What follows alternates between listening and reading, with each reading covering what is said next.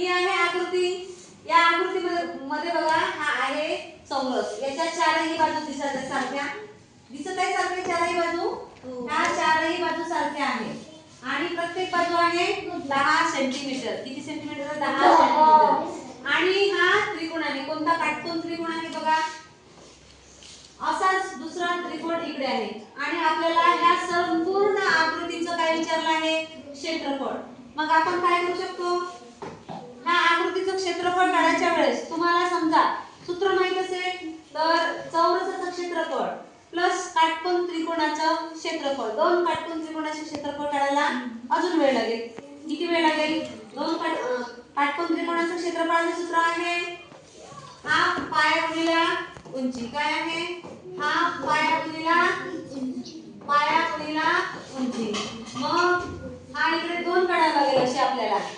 त्यापेक्षा आपण काय करू? एक सोपी उपाय करू शकतो. हा तुकडा इथे नेला तर काय होईल? हा काय झाला? आयत झाला. आयत हा इकडे किती सेंटीमीटरचा होता? इथे होता हा 3 सेंटीमीटर. किती सेंटीमीटर होता? 3 सेंटीमीटर. हे पूर्ण लांबी किती होईल मग? 10 आणि 3 13. ही किती झाली? 10 आणि 3 13. आता हा झाला आयत. काय झाला? आयत. ही झाली 13, ही झाली 13, ही आहे 10. किती आहे? 10. ही आहे 10. आता आपल्याला आयताचं क्षेत्रफळाचं सूत्र माहिती आहे. आयताचं क्षेत्रफळ बरोबर काय आहे? क्षेत्रफळाचं सूत्र पाया गुणिला उंची आहे का? नाही. काय आहे? लांबी गुणिला रुंदी. लांबी हे आहे L, हे आहे B. लांबी गुणिला रुंदी. लांबी किती झाली? 10 आणि 3 किती झाली? 13. आणि उंची रुंदी 10. किती? 10. बघा किती आलं? 130. 13 आहे 130. किती झाला? 130. समकालिक आपण चौसेमी.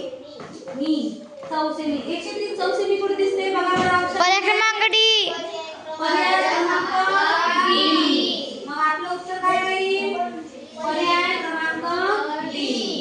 आपण याला समजा इथेच ठेवला असता. हा इथेच राहिला असता.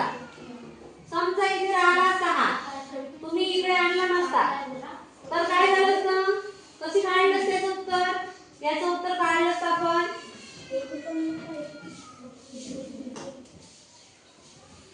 चौरसाचं क्षेत्रफळ 10चा वर्ग किती झाले? 100. याचं क्षेत्रफळ संपलं. मग आता आपण घेतलं असतं या त्रिकोणाचं क्षेत्रफळ. काय घेतलं असतं? हाफ पाया गुणिला उंची. पाया किती होता त्याचा? 3. उंची 10. मग काय झालं असतं? 5 3 15. 15. मग दुसऱ्याचं हे 15 आलं, हे 100 आलं. आणि बघा इथे दुसऱ्याचं हाफ पाया गुणिला उंची. पाया किती होता? 3. उंची 10 होता ना? 5 दुने 10. पुन्हा आलं 5 3 15. मग हे 15 आणि हे 10 100. 100 प्लस 15 प्लस 15 किती झाले असते? 130. उत्तर कसंही केलं तरी किती आलं आपलं? 130 चौरस सेंटीमीटर. काय? चौरस सेंटीमीटर. आणि आपण